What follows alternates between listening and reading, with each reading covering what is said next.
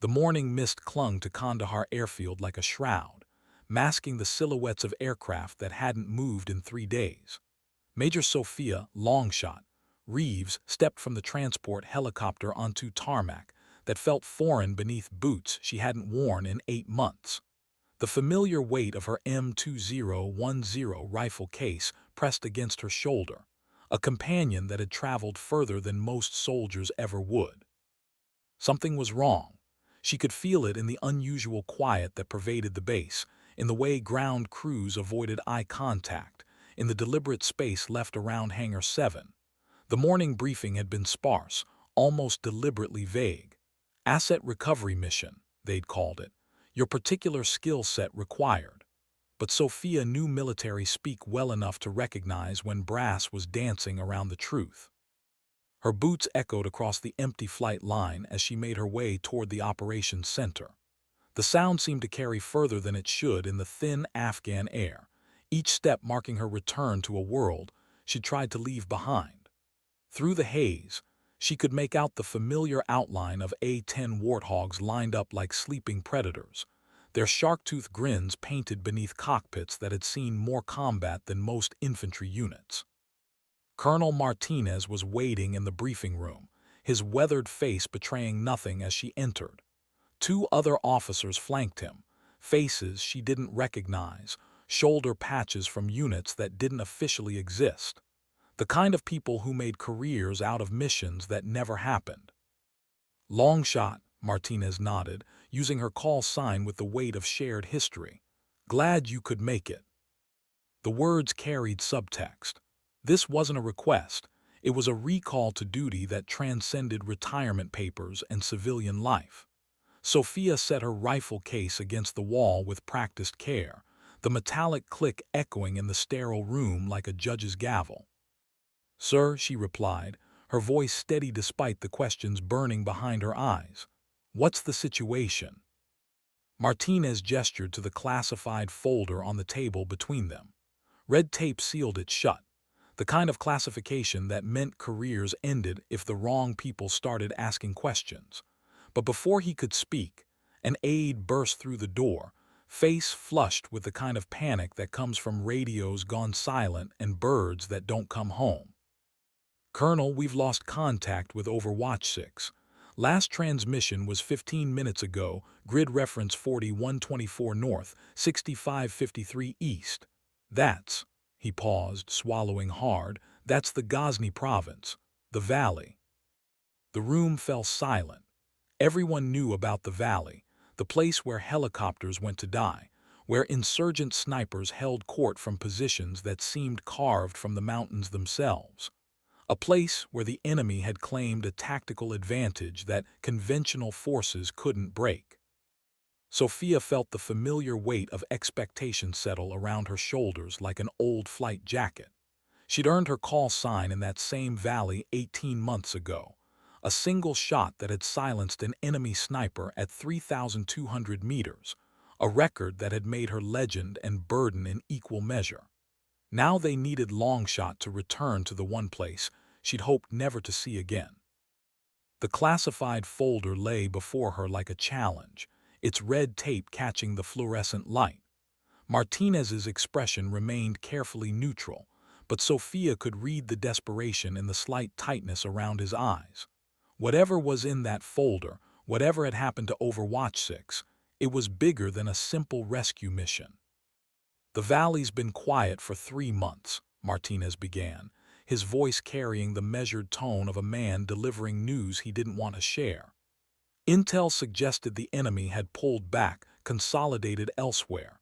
We've been running regular reconnaissance flights, standard surveillance patterns. Nothing unusual." The unnamed officers shifted almost imperceptibly. Sophia caught the movement, the kind of involuntary reaction that came when someone was about to hear a comfortable lie unravel. "Until yesterday," Martinez continued, "Overwatch 6 was conducting routine overwatch for a convoy movement. Staff Sergeant Chen Nakamura was the designated marksman. Good soldier, steady hands, proven record." He paused, the weight of past tense hanging heavy in the conditioned air. At 8:47 hours, Chen engaged a target at extreme range. The shot was extraordinary. Sophia's blood chilled. She knew that tone, the same one Martinez had used when describing her own impossible shot months ago. The shot that had made her famous and marked her for missions like this one. "How far?" she asked, though part of her already knew the answer would change everything. 3,950 meters, Martinez replied quietly. "Confirmed kill, enemy sniper neutralized." The number hung in the air like smoke from a discharged rifle. It was beyond the theoretical maximum effective range of standard military rifles, beyond what training manuals suggested was possible, beyond what anyone should have been able to achieve with iron discipline and favorable conditions. "But," Sophia pressed, "because there was always a but when records got broken in places like the valley." But the target Chen eliminated wasn't the only sniper position. One of the unnamed officers spoke for the first time. "The return fire came from multiple positions we didn't know existed. Overwatch 6 took casualties, went dark. Chen's status is unknown, but his rifle," he gestured to Martinez. "His M2010 is missing," Martinez finished, "along with Chen himself." The implications hit Sophia like a physical blow. An enemy sniper with access to American equipment, American training records, potentially American intelligence about their own capabilities. Someone who now knew exactly what kind of shots were possible with the right rifle in the right hands. "You think Chen's been compromised," she said, not making it a question. "We think Chen's been taken," Martinez corrected. "And we think whoever took him knows exactly what they've acquired. A sniper capable of shots that redefine battlefield mathematics, equipped with a rifle system that most of their fighters have never even seen." The room's air circulation system hummed quietly, the only sound as the weight of the mission settled around them. Sophia understood now why they'd recalled her specifically, why the folder carried red tape classification, why the unnamed officers looked like they belonged to units that didn't exist. They needed someone who could think like Chen, shoot like Chen, and potentially face whatever Chen had become. "The M2010's effective range is rated for 1,200 meters, she said slowly. Chen's shot was more than 3 times that distance. Either he got impossibly lucky, or he's discovered something about long-range ballistics that we haven't," Martinez finished. "Something that changes the game entirely." Sophia reached for the classified folder, her fingers pausing just short of the red tape. Once she opened it, there would be no backing away from whatever truth lay inside. No return to the civilian life she'd been building. No more peaceful mornings without the weight of a rifle scope pressed against her eye. "There's something else," Martinez added quietly. "The shot that took down Overwatch 6's helicopter. It came from the same position where you made your record shot 18 months ago. Someone's using your old hunting ground against us." The word struck deeper than she'd expected. Her position, the carefully calculated spot where she'd spent 3 days waiting for the perfect wind conditions, the exact angle that had allowed her to thread a bullet between mountain peaks, was now enemy territory. "They've studied us," she realized. "Studied our tactics, our positions, our capabilities. This isn't just about Chen or the rifle. This is about turning our own methods against us." Martinez nodded grimly. "We need Longshot to go back to the valley, Sophia. We need you to find Chen, recover that rifle, and neutralize whatever advantage the enemy thinks they've gained." Sophia broke the red tape with deliberate precision, her fingers steady despite the magnitude of what she was about to undertake. The classified folder opened to reveal satellite imagery that made her stomach tighten. Aerial photographs of the valley showing new fortifications, spiderweb patterns of defensive positions that hadn't existed during her last tour. The enemy had been busy during those 3 months of supposed quiet. Intel analysis suggests a minimum of 12 sniper positions, Martinez explained as she studied the photographs. All placed to provide overlapping fields of fire across the entire valley floor. Whatever convoy movements we attempt, they'll have multiple angles of engagement. But Sophia was studying something else entirely, the positioning of the fortifications themselves. There was a pattern here, a tactical logic that spoke of professional military planning rather than insurgent improvisation. "Sir," she said slowly, "these positions, they're not random. Look at the sight lines, the elevation advantages, the mutual support patterns. This is textbook counter-sniper doctrine, American textbook." The unnamed officers exchanged glances. One of them, a woman with the kind of posture that suggested special operations background, leaned forward. "That's our assessment as well," she said. "Someone with intimate knowledge of U.S. sniper tactics has been advising their placement. Someone who understands not just how we shoot, but how we think." The implication was clear and terrifying. Either Chen was providing tactical consultation under duress, or there was another American-trained sniper working with the enemy. Either scenario meant Sophia would be walking into a trap designed specifically to counter her own capabilities. "What's my support structure?" she asked, already knowing the answer wouldn't be encouraging. "Minimal," Martinez replied. "This is a black operation. Officially, you're not there. No air support beyond insertion and extraction, no artillery, no backup. The valley's political sensitivity means we can't risk a large-scale engagement." Sophia nodded, having expected as much.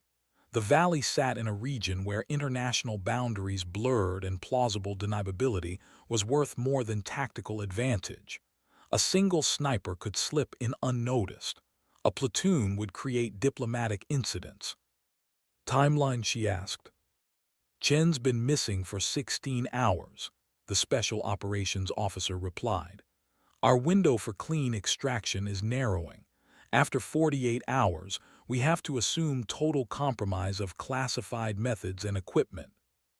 36 hours to infiltrate enemy-held territory, locate a missing sniper, recover classified equipment, and neutralize an unknown number of hostile snipers who had spent months preparing for exactly this scenario." Sophia had undertaken difficult missions before, but this one felt different, personal in a way that made her professional instincts sound alarm bells. "I'll need updated meteorological data for the valley," she said, her voice taking on the focused tone that meant she'd accepted the mission. "Wind patterns, temperature gradients, atmospheric pressure variations. If I'm going to be shooting at extreme ranges, I need to know how the air moves." Martinez nodded to an aide, who immediately began making notes. "What else?" "Ammunition specifications for Chen's M2010.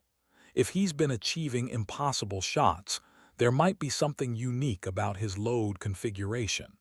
Custom cartridges, modified propellant, experimental projectiles." The special operations officer consulted a tablet. Chen was carrying standard issue .300 Winchester Magnum, but, she paused, there are discrepancies in the armory records. Some specialized rounds are unaccounted for. Sophia felt pieces of a larger puzzle clicking into place. What kind of specialized rounds? "Experimental long-range projectiles. Prototype designs not officially approved for field use. Enhanced ballistic coefficients, improved wind resistance, extended effective range." The room fell silent as the implications sank in. Chen hadn't just made an impossible shot. He'd been equipped to make it. Someone had provided him with ammunition designed to push the boundaries of what current rifle systems could achieve. "Who authorized those rounds?" Sophia asked. The silence stretched longer than it should have. Martinez finally spoke, his voice carrying the weight of uncomfortable truths. "That's classified above your current clearance level," he said.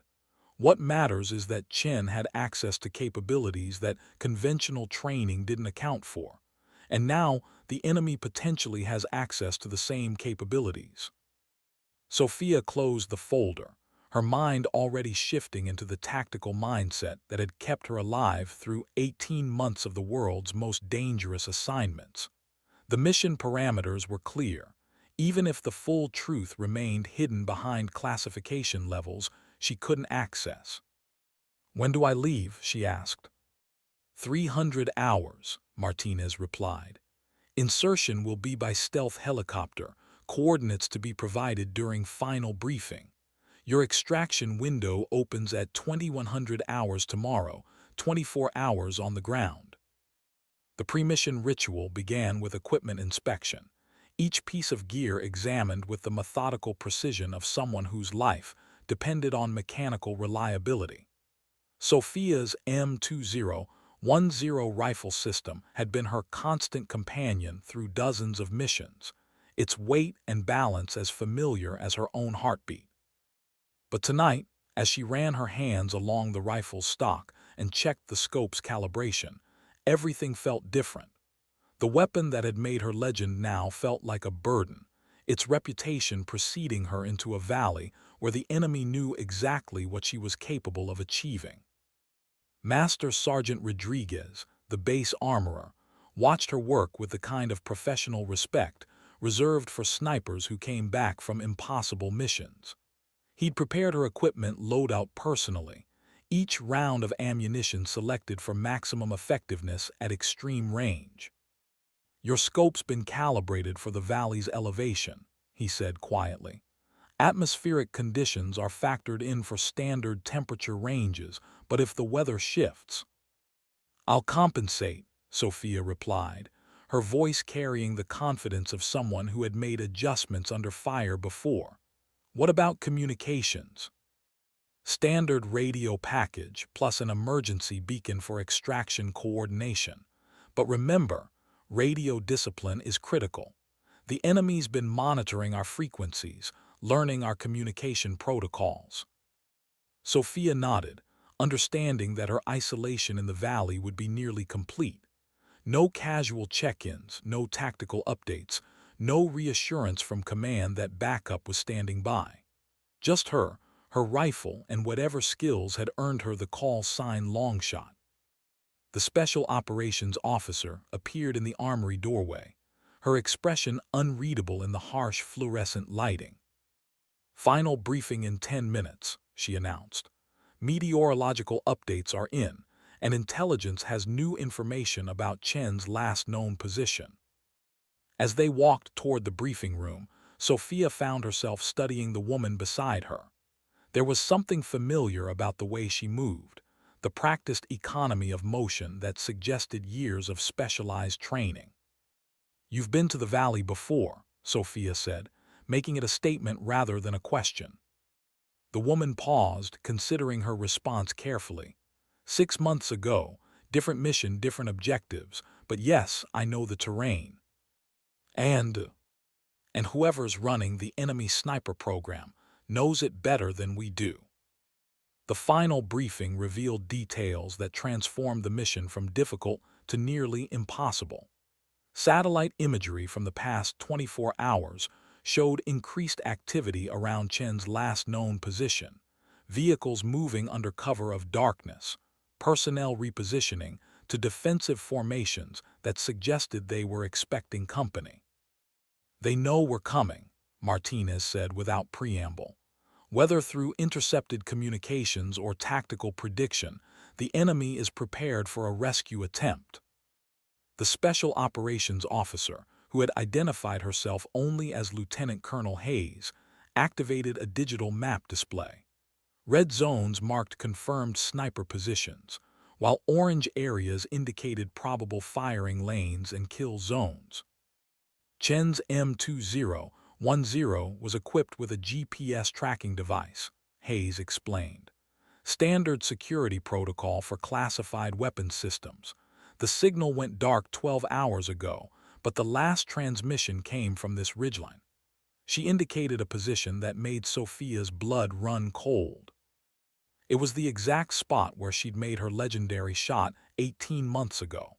The enemy wasn't just using her old position. They were making a statement, demonstrating that they understood her methods well enough to turn them into a trap. Could be coincidence, Martinez suggested, though his tone indicated he didn't believe it. No, Sophia said quietly. It's not coincidence. Someone studied my shooting records, analyzed my positioning choices, learned my preferences for terrain and elevation. They're using my own tactical decisions against me. Hayes nodded grimly. We've reached the same conclusion. This isn't just about recovering Chen and the rifle. It's about confronting someone who knows exactly how Longshot operates. The implication hung in the air like cordite smoke. Somewhere in that valley, an enemy sniper was waiting in the position Sophia had made famous, armed with knowledge of her capabilities, and possibly equipped with the same experimental ammunition that had enabled Chen's record-breaking shot. Rules of engagement, Sophia asked. Weapons free, Martinez replied. Any hostile contact is authorized for immediate neutralization. Priority is mission completion. Recover Chen if possible, secure the M2010, eliminate the sniper threat. The clinical language couldn't mask the reality of what they were asking her to do. Return to the place that had made her legend, face an enemy who knew her methods, and potentially confront Chen himself if he'd been turned or compromised. Insertion time is confirmed for 300 hours, Hayes added. Weather window is narrow, cloud cover for concealment, but wind patterns are variable. You'll have approximately 6 hours of darkness to reach the target area. The helicopter's rotors cut through pre-dawn darkness as Sophia made final adjustments to her equipment. The pilot, identified only by the call sign Whisper, had earned his reputation flying black operations into places that didn't exist on official maps. His bird was a specially modified Blackhawk, engine noise dampened and radar signature minimized for operations that required absolute stealth. LZ is 3 clicks from your target zone, Whisper announced through the intercom. Terrain's rough, but it'll keep you below radar coverage until you're in position. Sophia checked her rifle one final time, muscle memory guiding her through the inspection routine. Stock tight, scope mount secure, ammunition loaded and chamber clear. The familiar weight of the M2010 across her back felt both comforting and ominous, a tool of precision that had made her famous and might now make her dead. The valley appeared below them like a scar cut into the mountainous terrain, its depths shrouded in morning mist that would provide concealment for the first few hours of her infiltration. Somewhere in that maze of ridgelines and rocky outcroppings, Chen was either waiting for rescue or had become part of the enemy's strategic advantage. 2 minutes to LZ, Whisper announced. Hayes, who had remained silent during the flight, finally spoke. Remember, the enemy knows Longshot's reputation, but they don't know Sophia Reeves.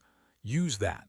Think like someone else, move like someone else, shoot like someone else if you have to. It was sound advice, but easier said than implemented. 18 months of muscle memory and tactical conditioning couldn't be discarded like an old uniform. Every movement, every decision, every shot she might need to take had been shaped by training that was now potentially compromised. The helicopter descended toward a rocky outcropping that barely qualified as a landing zone. Whisper's skill was evident in the precision of his approach, settling the aircraft onto uncertain ground with barely a vibration through the airframe. Go, go, go, Hayes shouted. Sophia dropped from the helicopter's side door, her boots finding purchase on loose stone as the aircraft's rotors already began spinning up for immediate departure. Within seconds, she was alone in the valley, surrounded by the kind of silence that meant either perfect safety or perfect danger. The helicopter disappeared into morning darkness, leaving behind only the whisper of rotor wash and the weight of a mission that would define whether Longshot's legend ended in triumph or tragedy. The first hour of infiltration proceeded according to plan, Sophia moving through terrain that felt hauntingly familiar despite the darkness. Her night vision equipment revealed a landscape that had been subtly altered since her last visit. New paths worn into the rocky ground, defensive positions carved from natural stone formations, and the unmistakable signs of sustained military presence. Someone had turned her valley into a fortress. She paused at a position that should have provided overwatch of the area where Chen had made his impossible shot, but found her view blocked by camouflage netting that hadn't been there 18 months ago. The enemy had learned from her success, implementing countermeasures designed specifically to neutralize the tactical advantages that had made her famous. Her radio crackled with a brief burst of static, not a transmission, but the electronic signature of someone scanning frequencies nearby. The enemy was monitoring communications, just as Hayes had warned. From this point forward, Sophia would be operating in complete isolation, with no way to call for support or coordinate extraction. The experimental nature of Chen's ammunition became apparent as she studied the impact crater where his impossible shot had struck its target. The ballistic signature was unlike anything in her experience. Too clean, too precise, suggesting projectiles designed to maintain accuracy at distances that should have rendered conventional bullets ineffective. But more disturbing was what she found next to the impact site: brass casings from her own M2010 rifle system. Someone had been practicing here, using the same position and same weapon platform, learning to replicate the shots that had made Longshot legendary. A sound that didn't belong in the natural acoustic landscape of the valley made her freeze, the distinct metallic click of a rifle bolt being cycled. The sound came from the ridgeline above, the exact position where she'd made her record shot 18 months ago. Someone was up there, waiting with a rifle, in a position they'd learned from studying her own tactical decisions. The trap was closing around her with the precision of a military operation, planned by someone who understood not just her capabilities, but her psychology. Sophia pressed herself against the rocky outcropping, her own rifle ready, but knowing that any movement might trigger the confrontation she wasn't yet prepared for. Somewhere above her, Chen's fate was waiting to be discovered. And somewhere else in the darkness, an enemy sniper who had studied her methods was preparing to turn her own legend against her. The climb toward the ridgeline required 3 hours of careful movement through terrain that seemed designed to funnel intruders into predetermined kill zones. Every natural path, every convenient handhold, every tactical position led toward areas where concealed snipers could maintain overlapping fields of fire. Sophia found herself moving through a landscape that had been weaponized against her specific skill set. Halfway up the slope, she discovered Chen's personal effects scattered among the rocks: his field pack, ration containers, and most significantly, his range cards with ballistic calculations written in his distinctive handwriting. But the numbers made no sense according to conventional ballistic theory. Chen's calculations showed environmental factors that didn't match standard meteorological data for the valley. Wind speed corrections that were too precise, atmospheric density measurements that suggested conditions impossible at this elevation, temperature gradients that defied the laws of physics she'd studied for 18 months of sniper training. Unless Chen had access to environmental data that standard military weather services couldn't provide, unless someone had been feeding him information about atmospheric conditions with a level of precision that bordered on the supernatural. The radio static returned, stronger now and carrying the ghost of human voices speaking in languages she couldn't identify. But underneath the foreign words, she caught fragments of English, technical terminology related to ballistic calculations, range estimations, and target identification. Someone was coordinating sniper operations, using her own tactical language. The final approach to the ridgeline revealed why Chen's shot had been possible and why his subsequent capture had been inevitable. The enemy hadn't just studied American sniper tactics. they'd improved them, implementing technologies and techniques that pushed the boundaries of what individual marksmen could achieve. Weather monitoring equipment that belonged in meteorological stations rather than combat zones, ballistic computers that could calculate projectile trajectories with mathematical precision, communication systems that allowed real-time coordination between multiple sniper positions. Chen hadn't made an impossible shot through skill alone. He'd been equipped with tools that made impossible shots routine. And now those same tools were being used to hunt the person who had originally made the position famous. Sophia could see the muzzle flash suppressor of a rifle protruding from the exact spot where she'd achieved her legendary shot. Someone was lying in her old position, using her methods, waiting for her to complete the climb that would bring her into their crosshairs. The trap was perfect, except for one detail the enemy had overlooked. Longshot had never been just about the shooting. The flanking maneuver required abandoning the direct approach that conventional tactics would dictate, instead choosing a route that took her further from the target zone, but offered angles of approach that her enemy wouldn't expect. It was a technique she developed during her original time in the valley, the understanding that sometimes the longest path to a target was also the safest. But as she moved through terrain that should have been unmonitored, Sophia discovered that her alternate routes had been anticipated as well. Trip wires stretched across natural pathways, motion sensors disguised as rocks monitored approaches that she'd considered secret, and defensive positions covered angles that should have been blind spots. Whoever was running this operation knew Longshot's methods better than she knew them herself. The breakthrough came when she found Chen's actual position, not captured or killed, but methodically working to disassemble his own M2010 rifle system under armed guard. He was alive, but the expression on his face as he worked suggested that survival had come at a cost that might be worse than death. Through her scope, Sophia could see that Chen was removing crucial components from his rifle: the firing pin, the bolt assembly, parts that would render the weapon inoperative. But he was placing these components into a case that already contained identical parts from other rifles. The enemy wasn't just capturing American snipers.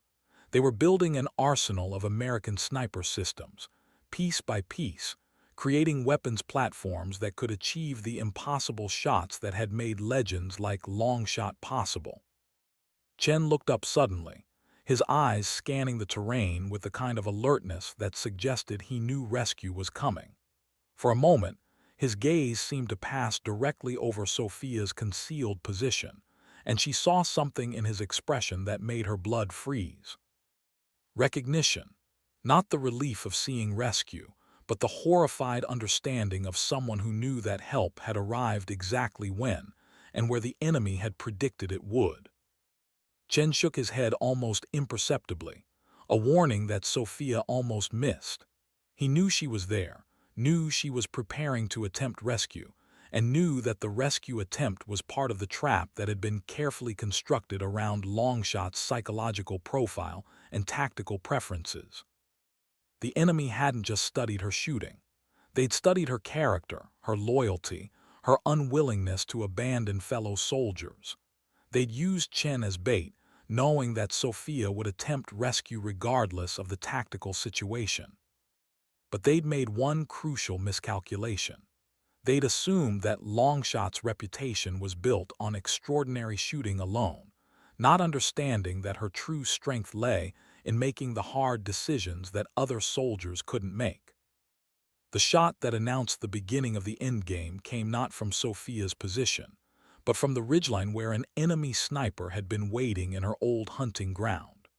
The bullet struck the rock face inches from her head, sending granite fragments into the dawn air with the distinctive crack of a high-velocity projectile. But the miss had been deliberate, a psychological tactic designed to announce that she'd been located, that her position was compromised, that the final phase of the trap was beginning. Someone wanted her to know that they could have killed her but had chosen not to, at least not yet. Sophia's training took over, muscle memory guiding her into a shooting position, while her conscious mind processed the tactical reality. The enemy sniper was using her old position, which meant they had studied not just her methods but her specific environmental preferences. They knew exactly how she would respond to being fired upon from that location, which meant they were probably prepared for her response. Instead of returning fire immediately, Sophia forced herself to think like someone other than Longshot. Someone without 18 months of conditioning that told her to respond to sniper fire with precise counter-battery tactics. Someone who might choose an unconventional response to a conventional threat. The radio static returned, stronger and more focused, carrying voices that were definitely speaking English now. Fragments of tactical coordination that sounded like American military communications, except for subtle differences in terminology and procedure that suggested the speakers had learned the language from manuals rather than experience. Longshot is in position, a voice said with unmistakable clarity, initiating final phase. They weren't just using her call sign as target identification. They were using it as an operational code name, suggesting that Longshot had become more than a personal reputation. It had become a tactical concept that the enemy was implementing for their own purposes. Chen's warning had been correct. The rescue attempt was part of the trap, but the trap itself was larger and more sophisticated than simple prisoner recovery. The enemy was using this engagement to field test their understanding of American special operations tactics, with Sophia serving as an unwilling evaluation subject. Her legendary skills weren't being tested. They were being studied in real time, with each decision and response providing data that would be used to counter future American operations. The mission had become an intelligence-gathering operation disguised as combat, with her reputation as both weapon and target. But legends, Sophia realized, weren't built on predictable responses to impossible situations. They were built on making choices that no one expected, especially the enemy. The decision to abandon conventional sniper tactics felt like betraying 18 months of training that had kept her alive through impossible missions. But as Sophia studied the tactical situation through her scope, she understood that conventional responses would only provide her enemies with the data they needed to perfect their countermeasures against American special operations. Instead of engaging the sniper who had fired the warning shot, she turned her attention to the communication equipment that had been coordinating enemy operations. Through careful observation, she'd identified 3 separate radio positions that were managing the complex defensive network surrounding Chen's position. Destroying their communications wouldn't rescue Chen immediately, but it would force the enemy to abandon their carefully choreographed approach and revert to local decision-making. It would turn their sophisticated trap into a conventional firefight where individual skill mattered more than coordinated tactics. The first shot took out a radio antenna at 800 meters, a relatively simple engagement that served to announce her new tactical approach while disrupting enemy coordination. The second shot, fired before the enemy could adjust to her position, eliminated a communications specialist who had been relaying tactical updates. But it was the third shot that demonstrated why Longshot had become legendary. At 1,200 meters, through crosswinds that should have made precision impossible, Sophia placed a single round through the objective lens of the enemy sniper's scope, not to kill, but to destroy the optical equipment that gave him his primary advantage. It was a shot that required mathematical precision, environmental calculation, and psychological pressure management that few snipers could achieve under ideal conditions. She'd made it under active enemy fire, while abandoning the tactics that had made her famous. The enemy response was immediate and disorganized. Without coordinated communications, the sophisticated defensive network began to fragment as individual positions reverted to local security concerns rather than coordinated operations. The trap designed to capture Longshot began to collapse under the weight of its own complexity. Chen saw the opportunity and took it, abandoning his forced disassembly of the M2010 to recover components that would make the rifle functional. His guards, distracted by the communication breakdown and unexpected sniper fire from an impossible angle, failed to maintain adequate security over their primary asset. For the first time since infiltrating the valley, Sophia allowed herself to believe that the mission might succeed. But success would require abandoning everything that had made Longshot legendary and embracing tactics that no enemy study could predict. The running gunfight that followed Chen's escape attempt transformed the valley into chaos that no amount of enemy preparation could have anticipated. Instead of a controlled engagement between opposing snipers, the mission had become a fluid tactical situation where split-second decisions mattered more than calculated precision. Sophia found herself providing covering fire for Chen's movement while simultaneously engaging multiple enemy positions that were trying to re-establish their disrupted coordination. It was the kind of dynamic combat that sniper training prepared for but rarely replicated. Multiple targets, changing positions, environmental factors that shifted moment by moment as morning mist gave way to full daylight. Chen's movement toward her position revealed just how extensively the enemy had prepared for this engagement. Every piece of cover he chose, every route he selected for movement, had been pre-sighted by defensive positions that could deliver precise fire on command. The valley floor had been turned into a killing zone, designed specifically to prevent the kind of rescue operation they were attempting. But the breakdown in enemy communications had created gaps in their defensive coverage, brief windows where Chen could move without immediately drawing coordinated fire. Sophia found herself calculating these windows in real time, providing suppressive fire that kept enemy heads down during the critical seconds when Chen was exposed. "Longshot, this is Chen," came the unexpected radio transmission on a frequency that should have been compromised. "I've got eyes on the primary objective, but we've got bigger problems than equipment recovery." The radio discipline breach should have been impossible. Chen's communications gear had been confiscated when he was captured, and he shouldn't have had access to encrypted frequencies. Unless he'd managed to recover equipment during his escape, or unless the enemy had provided him with communications gear for reasons that made Sophia's tactical instincts scream warnings. "Chen, confirm your status," she replied, maintaining radio procedure despite the unusual circumstances. "Mobile and armed, but Sophia, the enemy's been monitoring our frequencies since before this mission began.